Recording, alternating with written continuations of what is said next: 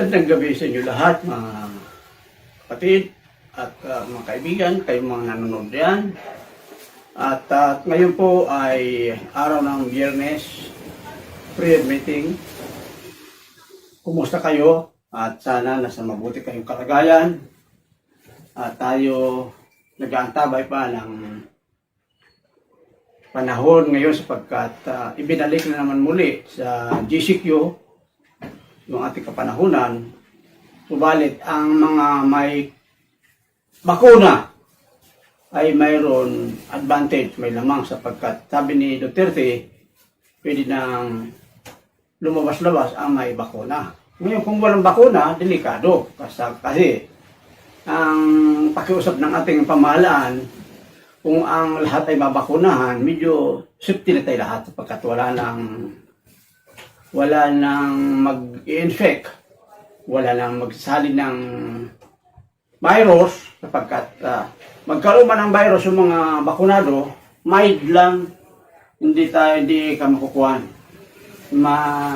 maapektuhan at hindi hantong sa kamatayan sapagkat yan ang kanilang sinasabi. So tayo mga kapatid bilang mga mananampalataya, kayo naman ay nakikisama sa sinasabi nila at hindi naman tayo sumasalang madalas sapagkat iyan po ang kanilang obligasyon na magpatupad ng mga instruction para sa ating kalusugan. Kung kaya't marami sa ating mga kapatiran na dati ayaw magpabakuna, ngayon nagpapabakuna na. Sapagkat kailangan talaga at sabi nga natin, medical naman ang rason ng bakuna, hindi naman spiritual sapagkat maliwanag naman na sa braso ilalagay. So mga kapatid tayo, bago tayo dumako sa ating pag-aaral sa pagbabasa, tayo muna manandali ang manalangin at hilingin natin ang basbas ng ating Panginoon. Lord, marami pong salamat sa gabi ito. Ngayon ay August 6 at alam po namin, Panginoon, wala po kaming control sa lahat ng nangyayari. Natapat alam namin na kayo. Alam nyo, Panginoon, ang kahinatnan ng pandemyang ito, Panginoon. Sana, Panginoon, ito ay mas lalong maglapit sa amin upang kami mas lalong humingi ng tulong at habag sa iyo. Katulad ng aming mga nakita sa aming mga media na kailangan kami matutong humingi ng tulong. Lord, maraming pong salamat at buksan mo sa gabing ito, pinihiling po namin na buksan mo ang aming mga isipan, ang aming mga puso upang malaman namin ang iyong sinasabi tungkol sa aming babasahin. Malalaman namin ang iyong aral at turuan mo kami, Panginoon, na maipalaganap ito sa buhay namin. Sa pangalan ng Panginoon Kristo, Amen. Ang ating pag-aralan ay may tinutukol sa paglalang o creation ng Panginoon nating Diyos. Ang mga anghel ay mga espiritual na nilalang na nilikha ng Diyos. Bago palikhain ang daigdig, bagamat tatatlo lamang ang mga nilikha. Si Miguel, si Gabriel, at si Lucifer, na naging Satanas, si Lucifer. Maraming binabanggit ang Biblia tungkol sa kanilang mga antas at pangkat. Si Satanas ang pinuno ng masamang anghel sapagkat pinangunahan niya ang pag-revolution against sa ating Diyos.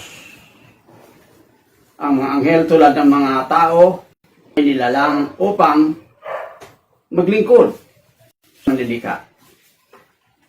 Kung kaya't Ang sabi sa Bible, Hebrews chapter 1, talatang 14,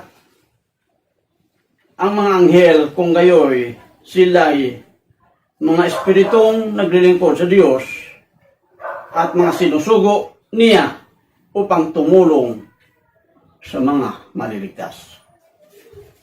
Mga kapatid, ang ministro ng katulad na sinabi natin ng anghel ay bahagi sa creation ng ating Diyos. Ang akala natin, ako nung una, ang akala ko, ang nilikha ng Diyos ay tao lang at saka yung mga dito sa mundong ito na nakikita natin. Sinasabi pala ng Biblia ng mga anghel ay bahagi ng creation ng Diyos. Katulad ng mga tao. At ang anghel, ang lamang lang ng anghel, sila ay nakakapag-travel patungo sa langit at pababa. At mamaya makikita natin ang kanilang mga ginagawa. Ang paglikha ng Diyos sa lahat ng mga bagay-bagay kasama ng mga tao ay may layunin. Hindi lilikhain ng Diyos kung walang layunin. Nang likhain ang tao, may layunin ang Diyos. Gayon rin ang layo ng Diyos sa paglikha ng mga anghel. At iyan ang paksa natin sa gabi ito. Number 1, na layunin para sa mga anghel upang magpuri at sumamba sa Diyos. Iyan ang number 1 na layunin ng Diyos kung bakit nilalang ang mga anghel. Wala silang gagawin sa langit kundi magpuri at sumamba sa Diyos. Sapagkat sila po ay spiritual being. Sila po ay transparent, hindi natin nakikita, pero mayroon pong nilikha. Ang tawag sa kanila, mga anghel. Number 2 layunin upang maglingkod sa mga mensahero ng Diyos o magdala ng mensahe para sa sanlibutan ito. Pangatlo, upang magsilbi sa mga tagasunod ng Diyos. Ang sabi po sa ating ibabahagi ko sa inyo, ang mga anghel ay tulad ng tao ay nilalang ng Diyos upang maglingkod sa kanilang manlilikha. Marami silang ginagampanan tungkulin. Number 1, upang purihin at samahin ang Diyos. Hindi po kaila sa atin ng kanilang naunang tungkulin ay sambahin ang Diyos doon sa trono sa langit. Pangalawa, upang magdala ng mensahe ng Diyos sa mga tao.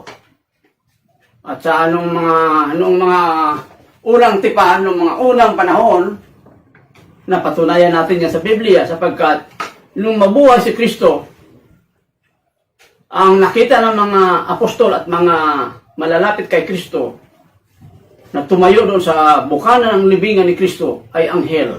Ang sabi ng anghel, sino ang hinahanap nyo? Ang sabi ng mga tao, si Kristo po na nalibing dito. Ang sabi ng anghel, wala na po siya. Nabuhay po siya. Iyon ay mensahe ng anghel na ipinarating kay Maria, kay Veronica at sa mga apostol. Kung kaya napatunayan natin na ang mga anghel ay sinusugo ng Diyos upang maglingkod sa mga mensahero, sa mga lingkod ng ating Panginoon. Maalala niyo mga kapatid nung ipaglihi si Kristo sa Lucas, sa aklat ng Lucas, ang sabi ng anghel, ikaw Maria ay magdadalang tao at mga anak, ang pangalan ng ipapanganak mo ay Kristo, Kristo, sapagkat ililigtas niya ang sanlibutan. Sino ang nagbigay ng mensahe niya noon? Anghel po ang sinasabi. Ang sabi doon, angel of the Lord. Kung kaya doon natin makikita ng mga angel ay messenger. Messenger of God. Mensahero ng Diyos upang magdala ng balita sa mga leader. At yung mga leader naman ay sasabihin naman sa mga ibang mananampalataya. Si Abraham, nung kinausap sa puno ng kahoy, yung tinatawag na Mamre, na kahoy, yung bumisita kay Abraham doon ay mga angel. So mga kapatid, ang sabi ng angel doon, manganganak kayo ng sanggol. Ang sabi ni Abraham, ako na 100 taon na, 100 years old na si Abraham, at at yung asawa niya si Sarah ay 90 years old, manganganak, walang pagdududa. Nung bumalik ang mga angel, nagdadalang taon na nga si Sarah. Ibig sabihin mga kapatid, ang angel po ay special messenger ng Diyos. At ako'y naniniwala ng angel ay gumaganap sa ating kapanahunan bilang hindi natin nakikita, pero siya nagbibigay ng mensahe para sa atin. Ang mga taong ginagigiliwan niya, lalapitan niya at sasabihin ang mga bagay na sasabihin naman sa mga tao upang malaman nila ang kalooban ng Diyos. At ang dapat natin siguruhin dito, ang sinasabi ng angel ay mensahe ng Diyos para sa tao.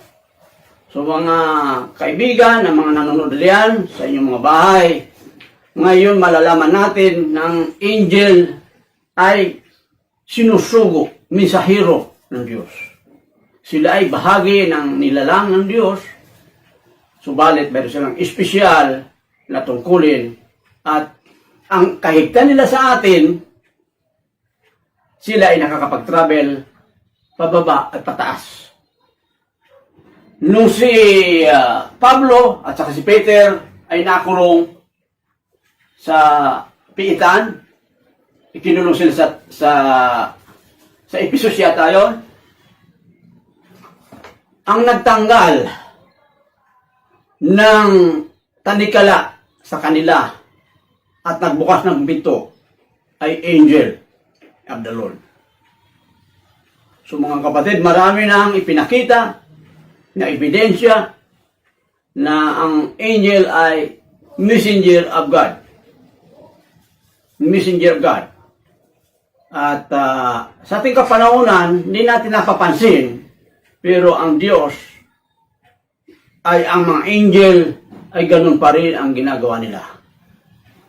Sila ay nagpapadala ng mga mensahe na tayo naman, kung tayo ay sensitibo, ang mga mensahe nila ay ating malalaman na yun ang pinasasabi ng ating Panginoon. At sabi nga dito mga kapatid, letter C, upang tumulong sa mga tao. Nakikita nyo ba na ang angel ay tumutulong sa inyo bilang Kristiyano? Gumagawa ba siya sa inyong buhay? Kayo po ang nakakaalam yan. Pang-apat, upang mag-ingat. Upang mag-ingat sa mga tao. Tayo ba nakaka-experience ng pag-iingat ng Panginoon? At ang angel, ang siyang gumagawa noon, iniingat tayo sa mga disgrasya. Yung mga sinasabi natin na mabuti niya na kabig ko. Ang ibig sabihin diyan, binigyan tayo ng angel ng ganong kaisipan na biglang kakabigin. Mabuti niya nakabig ko yung manibila, kaya niya ako hindi na disgrasya. Pero ang ibig sabihin doon mga kapatid, hindi pinapahintulot ng Panginoon na ang tao sa panahon yun ay madisgrasya. Kung kaya't ang tumulong sa kanya ay angel ng Panginoon. Anghel ng Panginoon. At sabi pa rito, upang mag-ingat sa mga tao. Isa pa, upang dalhin ang kalooban ng Diyos. Sinabi ko na yan kanina. Isa pa, upang parusahan ang mga kaaway ng Diyos. Nakita ba natin na ang kaaway ng Diyos ay pinaparusahan? Ayun lamang na simpleng makikita ang tunay mong pagkatao. Iyan po ay revelation ng angel para sa mga tao. Iyan po ang ibig sabihin diyan. Na ang tao ay makakaalam ng ginagawa ng isang tao upang malaman ng mga kapulungan kung sino nga ba siya talaga. Ayan ang sabi dito. Ngayon, anong ang mensahe na sinasabi sa atin ng Panginoon dito? Ang sabi natin, worship and truth.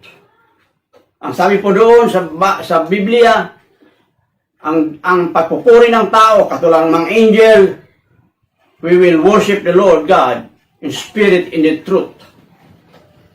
Kaya tayo habang nag-worship sa Panginoon natin, kung tayo mag-worship sa Panginoon, tayo bilang taong nananalig sa Diyos, nararapat sumamba sa katotohanan at espiritu.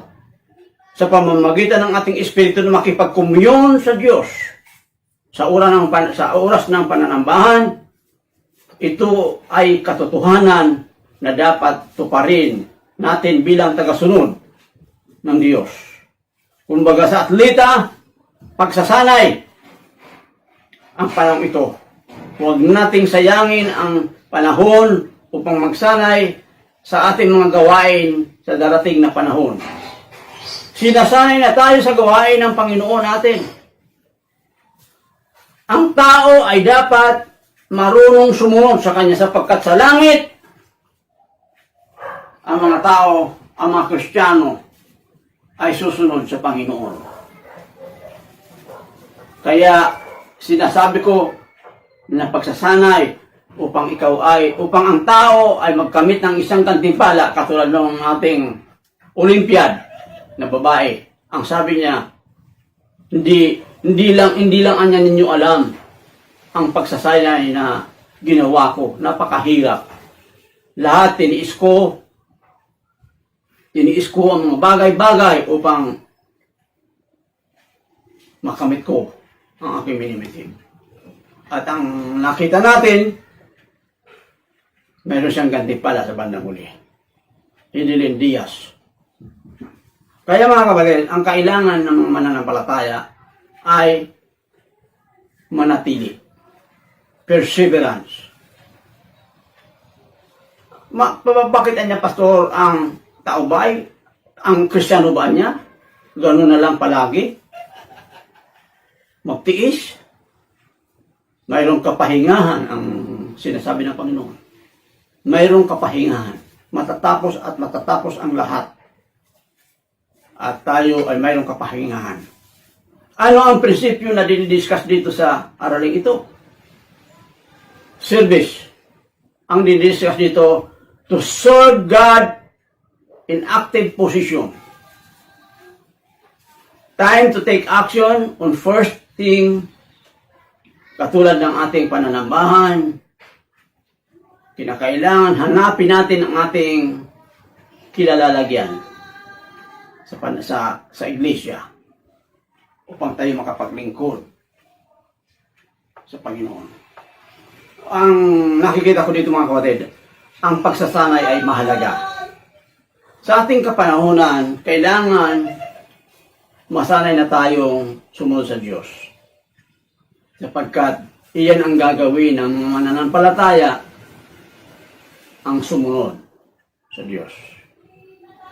Mga kapatid, ayan lamang ang ating titingnan mga kapatid na tayo ay matutong sumunod habang tayo sinasanay ng Diyos sa ating kapanahunan mag-antay ng kanyang kalooban at pagkatapos sa kanyang reward, individual reward para sa atin.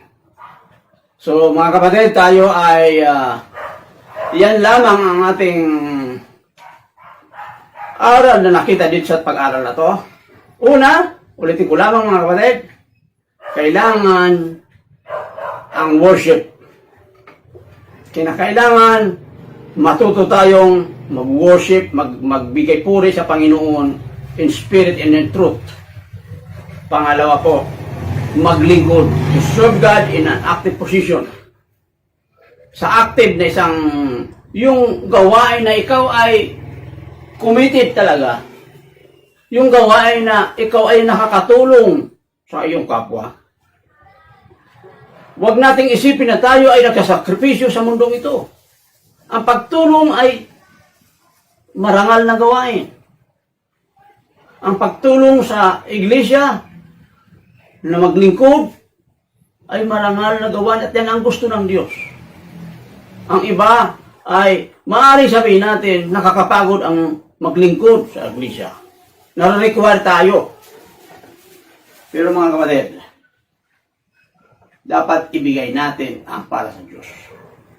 Huwag natin angkinin lahat ang oras para sa atin.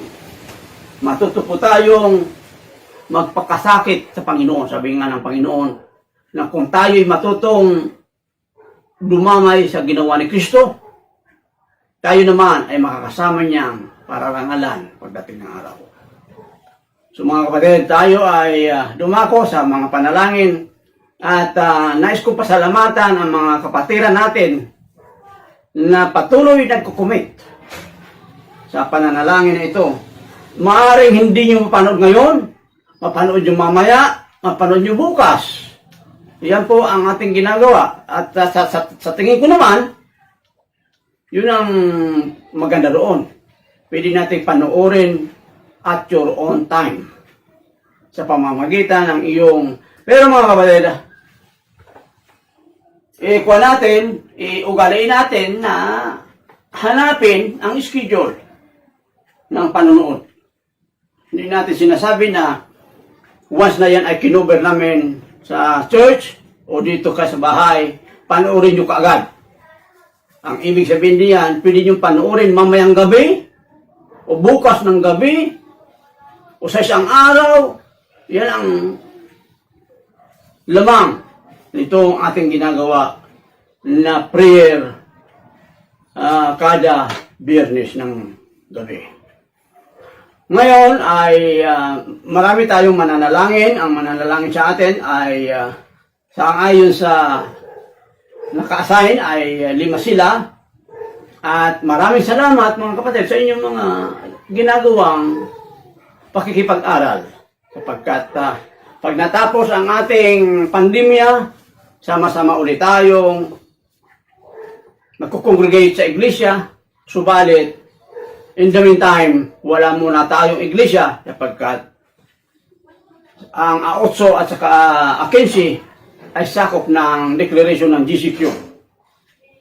At nung linggo nagkaroon po tayo, pero po sa second Sunday ng August at saka third Sunday, wala po tayong pananambahan. Yan po ay maliwanag upang hindi po kayo mabuyo na pumunta roon, maudlot na pumunta doon. Ina-announce na namin na sa A8 at saka A15, wala muna po tayong pagsasama-sama sa iglesia. Ang kasunod, yung pang-apat na linggo ng August, conditional po pag sinabi natin na mayroon po tayong face-to-face, magkakaroon po tayo ng isang maghaharap doon. Kung sabihin natin na wala, ay video pa rin, magbe-video po tayo. Ang bali 5 linggo po ang August. So, antabay lang po tayo mga kapatid at mga kaibigan sa announcement na sasabihin natin. Sa bagay na yan, marami pong salamat mga kapatid sa inyong pakikinig ng mensahe sa gabing ito. Salamat. Ngayon po ay tatawagin natin ang mga mananalangin sa atin. Ang una ay si Ariel Cortez. Good evening po sa ating lahat. Samahan niyo po ang pagpuyo ang ilang prayer points na ang passionate spirituality. Lord, maraming salamat po sa gabi nito, Lord, na pinagsama sa inyo ang pagbulit, Lord. Thank you sa gabi nito, Lord, na sama sa mga pagbulit sa araw-araw, Lord, na blessing namin na tatanggap at papasalamat na kami, Lord, sa lakas na binibigyan nito sa amin sa araw-araw. At sa pag-iingat at pag-aalagay nito sa amin sa mga bagay na aming natatanggap is nagpapasalamat po kami doon, Panginoon. And Lord, thank you dahil nandyan po kayo. Nandyan po kayo lagi sa aming buhay, Lord, na handang tumulong, handang ibigay ang aming mga pangailangan. At ginagabayin niyo po kami sa araw-araw, Lord, sa lahat ng aming ginagawa po. Sa bawat desisyon po namin sa buhay, Panginoon, at sa pagpapakalma niyo po sa amin, Lord, sa bibigay ng courage sa amin, Lord, sa kabila ng mga nangyari, Panginoon, is andyan po kayo nagbibigay na sa amin ng lakas, Lord, ng aming positibong pananaw po, Panginoon, pa rin, Panginoon, sa araw-araw, Lord. And thank you, Lord, sa araw-araw, Lord, na ginawa niyo po para sa amin. Kami ay malakas pa rin, Lord, malusog, Panginoon. At nag-pray ko rin po yung mga leaders and mga members, Lord, na maging malusog at masigla po sila, Panginoon, na patuloy maglingkod sa inyo, Lord, na patuloy na saliksikin ng inyong salita, Lord, na patuloy sila mag-devotion, Panginoon, patuloy sila mag-pray, Lord, sa araw-araw, Lord, at sa mag-fasting, Lord, sa araw-araw, Lord, na patuloy na pag-igtingin yung pagdalasan, Lord, at lalong-lalo na sa panahon na ito, Panginoon, na kailangan na maging mas prosigidong maging manampalataya, Panginoon, sa inyo sa araw-araw, Lord, at patuloy na matapos na at normal na bumalik na sa normal ang lahat, Lord, at lahat ng mga tao ay malayang nagagawa ang kanilang mga ginagawa, Lord, na maluwag, Lord, na walang mga bagay na nagpapabawal, Panginoon, at lahat ng mga bagay na ito, Lord, na pinagdasal na namin, Lord, na maging maayos, Lord, at maging masigla na po ang lahat, Lord.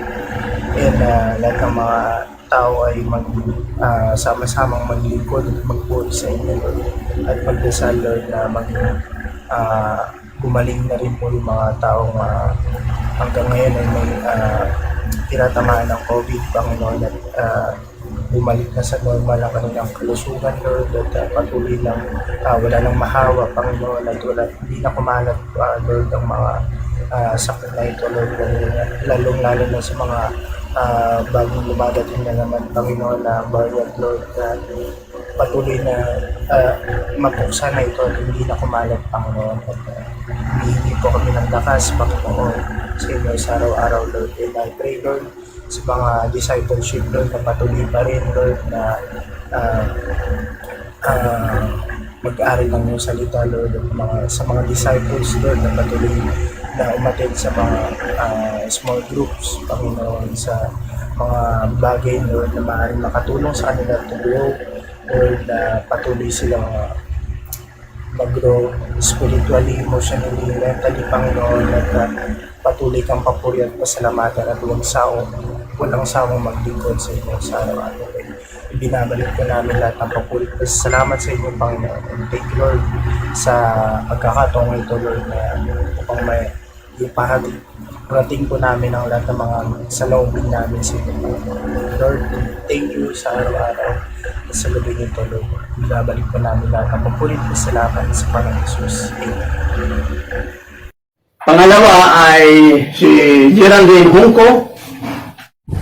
Magandang gabi po sa ating lahat. Ngayon po ay samahan niyo akong manalangin. Let's pray po. Yes, Lord Panginoon, Ikaw lamang Panginoon ang aming pinupuri, Ama, sinasamba at pinararamatan. Panginoon, pinapanalangin po namin, Lord God, ang bawat isa, Panginoon, na bigyan mo sila, Panginoon, ng puso, Panginoon, na talagang tapat na naglilingkod sa iyo, Panginoon. Pinapanalangin po namin, Lord God, ng bawat isa, Lord God, is maging passionate spiritually, Panginoon, at nawa nga po, Lord God, is mas madami pa nga po, Lord God, ma-engage, Panginoon, sa discipleship, Panginoon. At Panginoon, bigyan mo nga rin po, Lord God, ng kalakasan ang aming mga leaders, Panginoon, ang aming pastor, ganyan po, Lord God, ang aming mga church member, Panginoon, na on fire, Panginoon, sa paglilingkod sa iyo, Panginoon. Ama, ikaw lamang po, Lord God, ang aming pinupuri, sinasamba at pinararangan. Kung aking dalang, in Jesus' name we pray. Amen. Pangatlo ay si Daniel Artanga. Magandang gabi sa ating lahat. Sama-sama po tayo ulit na manalangin at saksiyan ng kabutihan ng ating Panginoon sa mga oras na ito.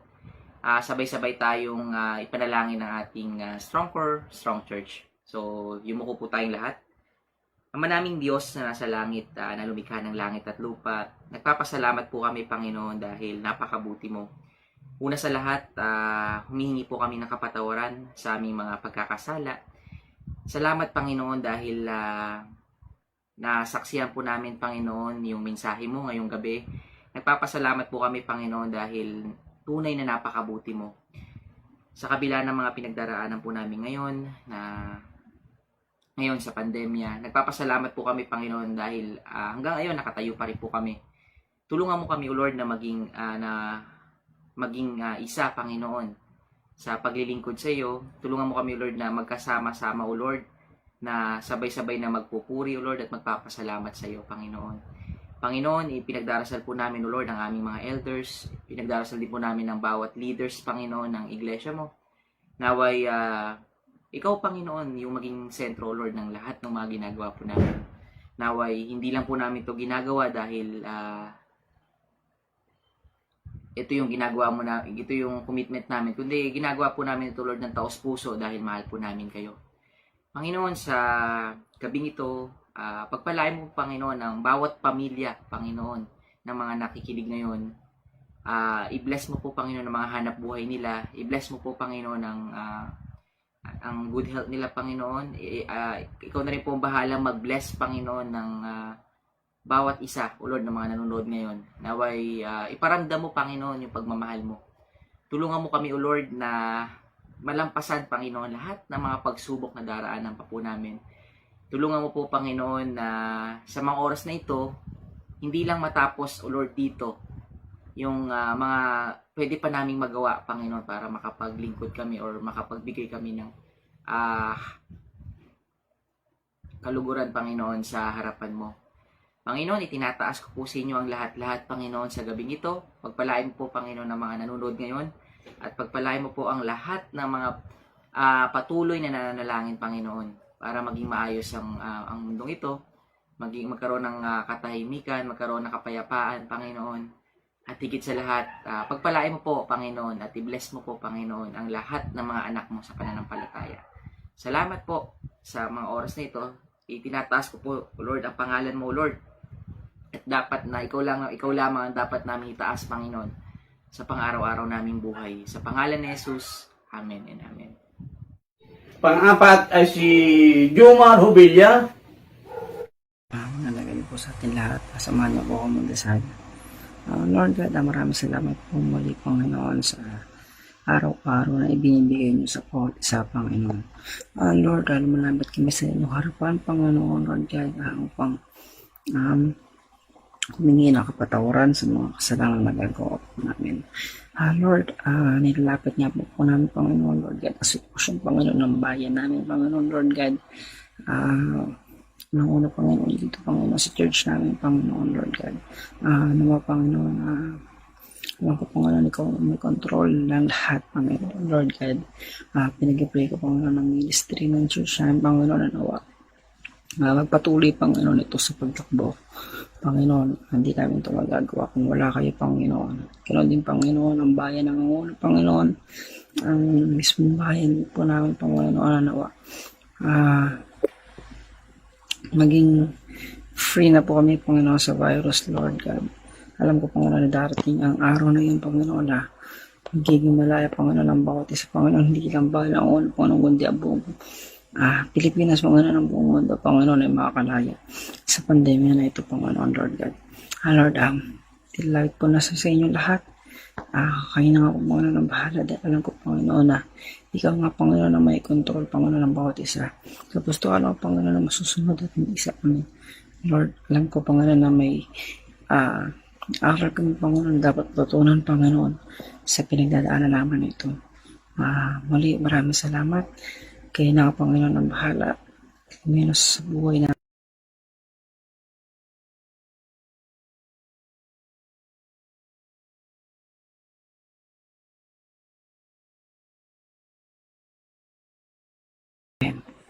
Nakahulangin para sa buwan. Sabi po, so ipagpipray po natin ngayon ay ang financial breakthrough ng ating congregation. So let's pray po. Yes, Heavenly Father, tinataas po namin ang inyong pangalan. Kayo lamang po ang karapat dapat itaas. Kayo lamang po ang karapat dapat papurihan, Lord God, sa gabing ito. Lord, maraming salamat, Lord God, sa pagpapala. Dahil kami po ay magkakasama ulit na nagpipray, nagpupuri through prayer para po sa inyo. Lord, unang-una patawad po sa mga nagagawa po naming kasalanan sa isip, sa salita at sa gawa. And ngayong gabi po ay pinagpipray ko po, Lord God, ang financial breakthrough ng bawat isa. Kayo na po, Lord God, ang mag-bless sa amin financially, sa lahat po ng mga ginagawa po namin. It's either trabaho po, nagtatrabaho po kami, nagbi-business po kami, Lord God, or meron po kaming source of income ngayon, Lord God. Lord, i-bless nyo po ito para po magamit po namin, Lord God, hindi lang para sa amin, para sa aming pamilya, kundi, Lord God, sa ministry, para sa ikalalago ng inyong ministry, Lord God. Lord, pinagpipray din po namin ang mga naghahanap pa po ng work, ang mga nagbabalak, nagpaplano, Lord God, nagpipray na magkaroon ng business, Lord God, yung mga source of income.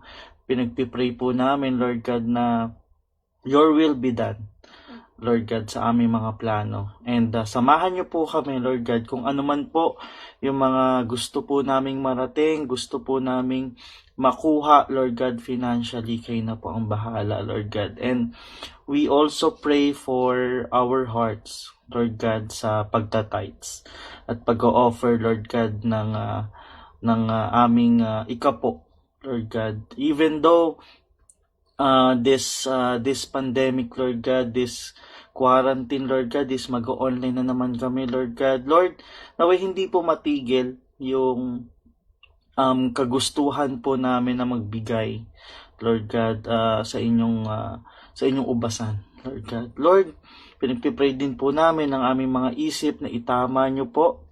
Iwasan po namin ang manloko ng kapwa, iwasan po namin ang manlamang, Lord God, para po makakuha ng kung ano man, Lord God, na kami po ay masasatisfy, Lord God. Itama nyo po ang aming puso't isipan sa mga ganun at ilayo nyo po kami sa kung ano man, Lord God, ang nakakasama at hindi nakakalugod po sa inyo sa pagdating, Lord God, sa pinansyal. Lord, maraming salamat sa gabing ito. Maraming salamat sa mga nakikinig, nakikisama sa panalangin, Lord God. I-bless nyo po kaming lahat, Lord God. I-bless nyo ang buong Journey Community Church. I-bless nyo po ang aming pastor sa paglilid niya po sa amin. And kayo na rin po ang bahala, Lord God, sa mga needs, Lord God, ng aming pastor, ng aming mga leaders. At ganoon na rin po ang bawat isa. Maraming salamat. Lahat ng papuri, Lord God, ay sa iyo lamang. Ibinibigay po namin ang lahat sa inyo. Sa pangalan ni Jesus, Amen. Tayo manalangin bilang pagtatapos ng ating prayer meeting ngayon. Ngayong Friday night, tayo sama-samang manalangin. Lord, maraming pong salamat at una sa lahat, ipinagkakatiwala namin sa iyo ang nangyayari sa aming kapaligiran, ang pandemya. Lord, hindi po namin alam.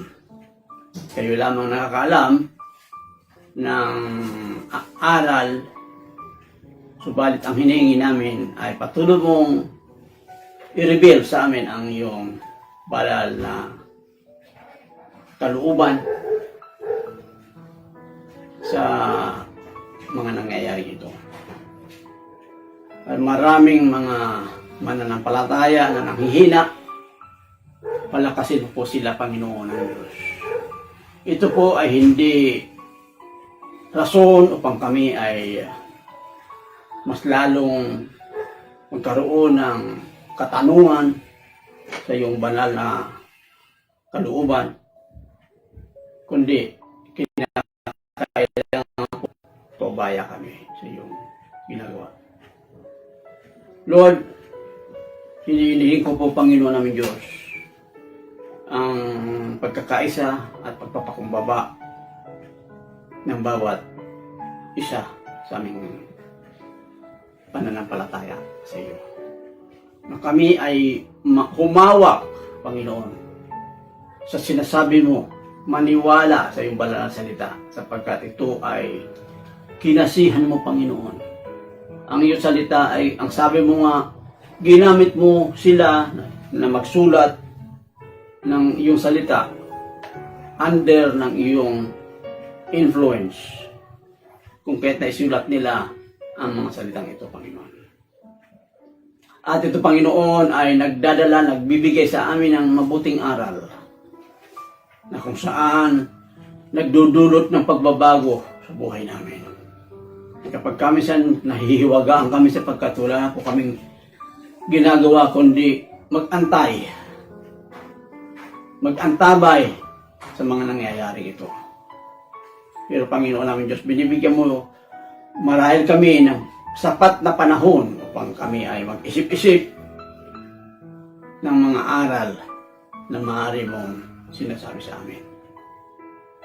Panginoon, gabayan mo ang bawat isa, ang bawat mananampalataya na nabibilang sa Journey Community Church, na alisinawa namin, Panginoon, ang pagkainip,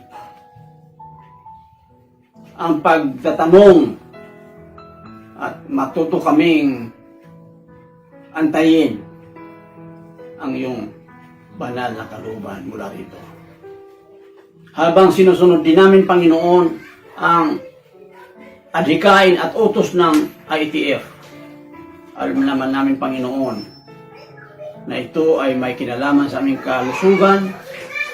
Hindi po namin pwedeng salansangin. Kailangan po magpaubaya kami, Panginoon. Panginoon, sa panahon ito, hinihiling po namin na i-provide mo ang pangailangan ng bawat kapatiran, bawat membro ng iglesia, pati na rin po, Panginoon namin Diyos, ang mga mananampalataya sa buong kapuluan, sa buong Pilipinas, na nananalangin na ibigay mo sa kanila ang kanilang mga pangailangan sa araw-araw. Alam po namin, Panginoon, na sa panahon ito, Panginoon, marami ang naapektuhan. Trabaho, bilang ang araw ng pasok, delikado, Panginoon, ang magparoon at magparito kung saan-saang lugar, sapagkat laganap ang transmission ng mikrobyo ito, Panginoon. Lord, ingatan mo na nawa ang bawat isa. Hindi lamang, Panginoon, ang pamilya ng GCC, kundi pati na rin po, Panginoon, ang ibang mga mananampalataya. Sa buong Kapuluan, sa buong Rizal, sa buong Metro Manila, at mga karating lugar. Hiniling namin, Panginoon namin Diyos, na ang kanilang pagtitiwala sa iyo ay huwag magmamaliw. Huwag sila magdalawang isip. Palagian silang mag-pray na hilingin ang iyong banal na kalooban mula sa nangyayaring ito sa amin, na almost, Panginoon, nagdudulot ng discouragement na. Nawa, Panginoon, huwag manaig ang mga negatibong bagay sa aming kalagitnaan. Manapay kami magkaroon ng pag-asa na sa malapit na hinaharap ang pandemyang ito. Totally mawawala na po ito, Panginoon.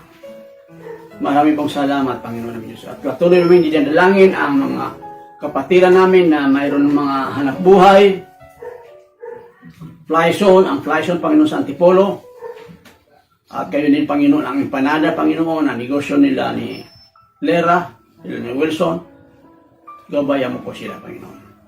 Idinadalangin ko, Panginoon, na nawa kumapit sa iyong banal na pangako. Sapagkat hindi po yan mapapako ang iyong sinasabi sa amin, Panginoon. Iyong tutuparin po, Panginoon, na kami ay makakaalpas sa problema ito na aming dinaranas sa panahon ito. Matatapos ang darating ng mga panahon, Panginoon, ay panahon ng kasaganaan. Maraming pong salamat, Panginoon, sa pag-asa na patuloy naming inaalaala na pagkatapos ng pagsubok ay mayroon tagumpay. Maraming pong salamat, Panginoon namin Diyos, sa pagkakaroon ng Panginoon Kristo.